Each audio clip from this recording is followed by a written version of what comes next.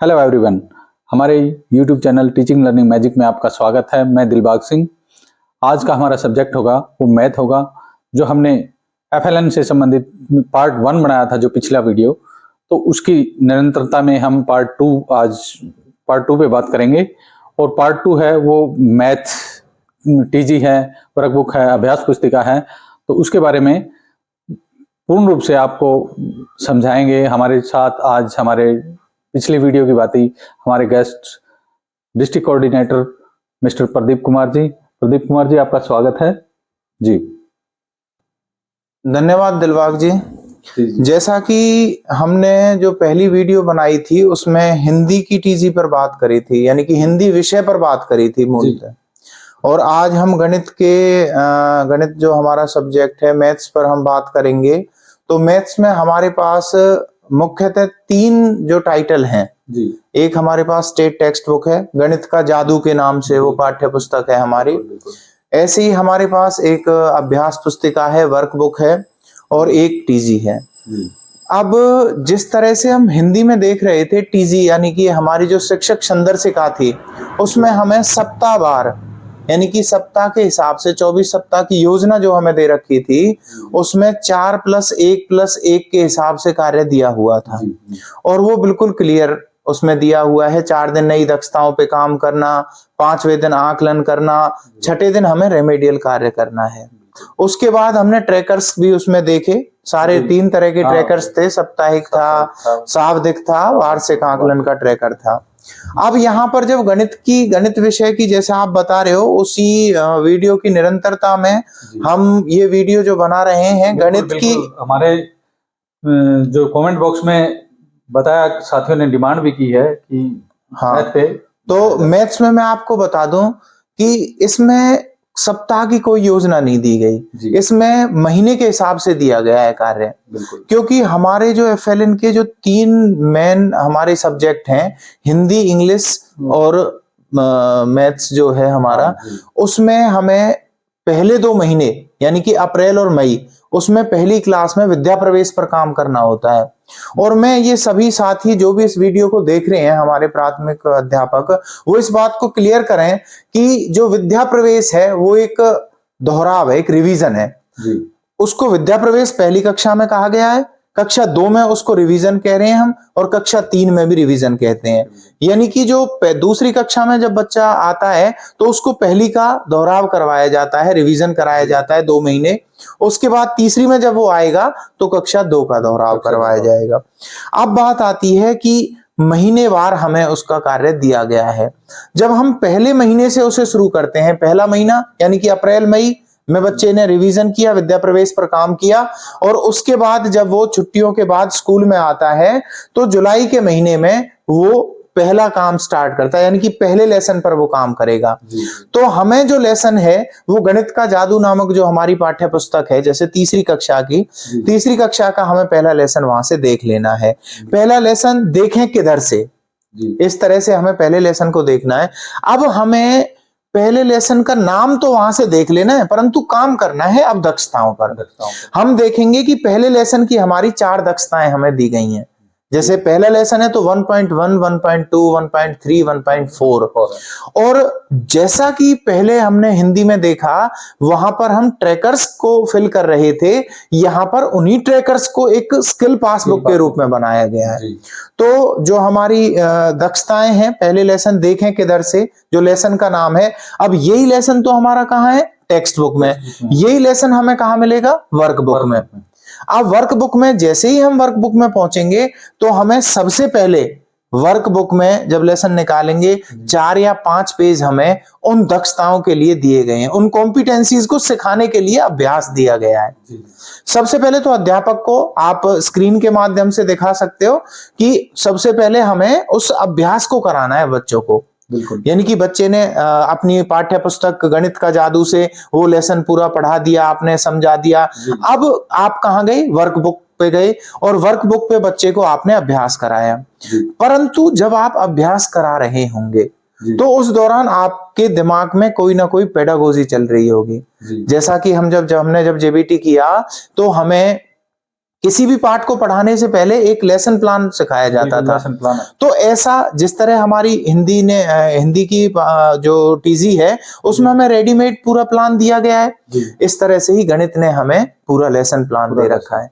उस lesson plan के हमारे 5-6 जो चरण हैं वो भी हमारे सभी अध्यापकों को पता होना चाहिए। जो जिसमें पहला चरण है कि पूर्व ज्ञान को दोहराएं, दूसरा चरण है संदर्भ के साथ स्थापित करें, तीसरा चरण है टीएलएम का मूर्त रूप से अमूर्त रूप से प्रयोग करना, उसके बाद हमें किस तरह से उसका असेसमेंट करना है, वो सारे चरण वहां पर प्रॉपर दिए गए हैं। अगर आप उनको बाईपास करके पढ़ाना चाहोगे तो कहीं ना कहीं आप सही क्रम और सही ढंग में नहीं पहुंचोगे। तो हमें कॉम्पिटेंसी कहां से देखनी है? अपनी वर्कबुक से। वर्कबुक से कॉम्पिटेंसी आप बच्चे को कराओ, परंतु जिस तरह से आप उन कॉम्पिटेंसीज को सिखा रहे हो आपको वो चरण नहीं भूलने। उसका क्यों हमें उसकी क्यों आवश्यकता है? आप किसी भी टीएलएम को अगर इस्तेमाल करोगे तो टीएलएम कहां आपको प्रयोग करना है। जैसे मैं एक छोटा सा एग्जांपल देके बताता हूं आपको। हमारी जो वर्कबुक है उस वर्कबुक में एक 7वां पाठ है 7वीं की वर्कबुक में, यानी कि जो हमारा टेक्स्ट बुक में भी है, समय समय की बात। अब जब समय समय की बात हम बच्चों को उसकी कॉम्पिटेंसी सिखाएंगे तो हमारे पास जो टीएलएम आए हुए हैं, हमारे पास जो हमारी लाल वाली किट है वो अंग्रेजी की है और एक नीला बॉक्स है वो हमारा गणित का है, और हमें हरी वाली किट भी दी गई है। ठीक है, हमें संपर्क ने भी गणित के लिए टीएलएम दिए हैं और हमारे पास और भी कई टीएलएम दिए गए हैं हमें। तो उन टीएलएम्स को हमें कैटेगराइज करना है। उन टीएलएम्स में जितने भी उपकरण हैं उनका हमें नाम पता होना चाहिए। मैं तो ये मानता हूं कम से कम हमारे अध्यापक जो भी कक्ष में पढ़ाने के लिए जाते हैं तो वो जो विभाग द्वारा दिए गए टीएलएम्स हैं उनका ये नाम तो ध्यान रखें कि वो इसका नाम गणितमाला है, ये हमारे ब्लॉक्स हैं, ये हमारे पास प्ले मनी है। अब जैसे ही हम समय समय की बात नामक पाठ को पढ़ाने जाएंगे और कॉम्पिटेंसी को अगर हम अकॉर्डिंग टू लेसन प्लान अगर सिखाएंगे तो हमें अपने आप ही जरूरत पड़ेगी किसकी? घड़ी की भी जरूरत पड़ेगी। हमारे पास घड़ी एक टीएलएम है, आप देख पा रहे हो ये घड़ी है, और इस तरह से आपको प्ले मनी की भी आवश्यकता पड़ेगी। तो जैसे ही आप जिस भी लेसन को देखोगे, अब आवश्यकता कब होगी? जब आप लेसन प्लान के अकॉर्डिंग पढ़ाओगे। अगर आप लेसन प्लान के अकॉर्डिंग नहीं पढ़ाओगे तो आपको टीएलएम की आवश्यकता पड़ेगी नहीं। क्योंकि एक बात और हम यहां समझें, हम जैसे क्लास में पढ़ाते हैं तो पूर्व ज्ञान को दोहराते ही हैं।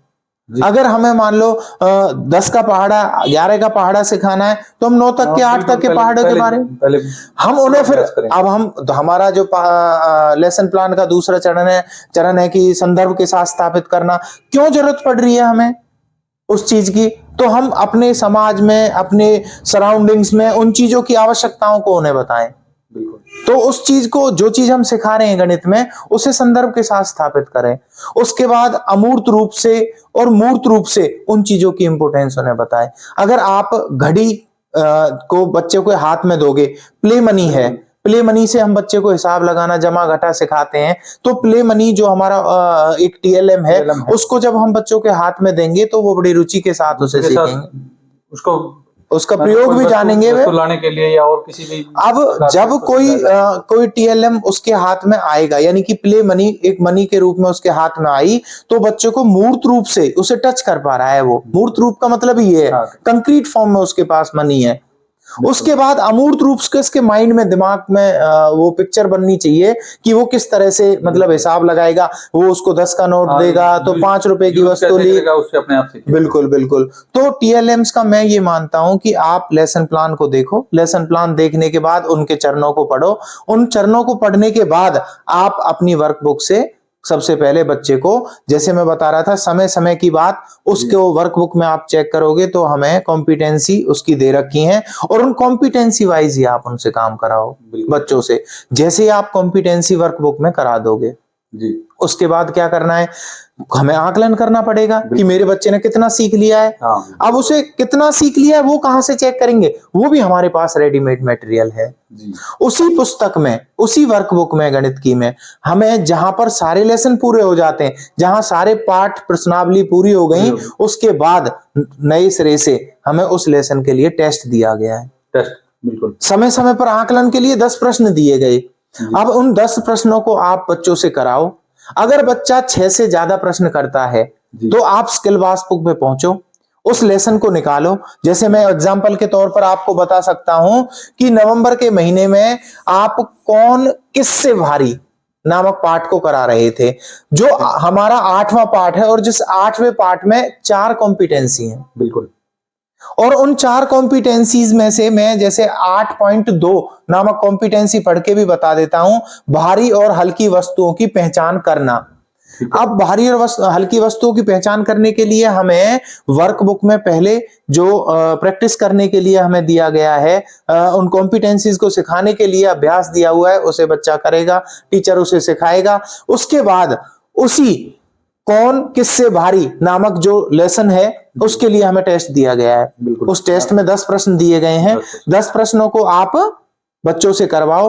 अगर कोई एक्स स्टूडेंट उसमें से 6 प्रश्नों में से ज्यादा प्रश्न कर देता है तो आप उसके लिए वहीं पीछे जाके स्किल पासबुक में उसी की वर्कबुक में, टीजी में आप बाद में भरो, उसी की वर्कबुक में उसको पहले ट्रैक करो। यानी कि उसको आपको वाई यानी कि यस, वो अब उसको अचीव, उस दक्षता को वो अचीव कर गया है। इस तरह से हमें उसकी स्किल पासबुक भरनी है। जब आप ये स्किल पासबुक साथ के साथ बच्चे की भरते रहोगे और उसके बाद अपनी टीजी में उसका रिकॉर्ड रखने के लिए वो रखोगे। तो मैं एक बार दोबारा से यही बात कहना चाहूंगा कि अगर आप मैथ्स पढ़ाते हो क्लास में, अपनी किट को अपने पास लाओ, अपना लेसन प्लान अपने लेसन के अकॉर्डिंग अपने पास रखो, जो रेडीमेड हमें दिया गया है। उसमें से ये देखो कि कौन सा उपकरण हमें यूज करना है, और उसका वर्कबुक में से आपको अभ्यास कराना है, और उसके बाद वर्कबुक में से ही उसका 10 नंबर का टेस्ट लेना है। टेस्ट लेने के बाद हमें उसका स्किल पासबुक पूरा करना है। तो मैं मानता हूं मेरे जो प्राथमिक ट्रेंड टीचर्स हैं, यानी कि जिन्होंने ट्रेनिंग ले ली है, वो बहुत अच्छे से इस प्रक्रिया को फॉलो कर सकते हैं। बिल्कुल बिल्कुल। बहुत बहुत धन्यवाद आपका। जी धन्यवाद। हमारे जिला FLN कोऑर्डिनेटर का बहुत बहुत धन्यवाद, जो हमारे चैनल पे आके इस प्रकार की जानकारी, बहुत ही अच्छी प्रकार की जानकारी दी। इस प्रकार आप मैथ की स्किल पासबुक भी भर सकते हो और वर्कबुक के ऊपर कार्य कर सकते हो। फिर भी किसी का कोई प्रश्न है तो वो कमेंट बॉक्स में जाकर पूछ सकता है। बिल्कुल, उससे संबंधित हम अगली वीडियो में लेके आएंगे। धन्यवाद।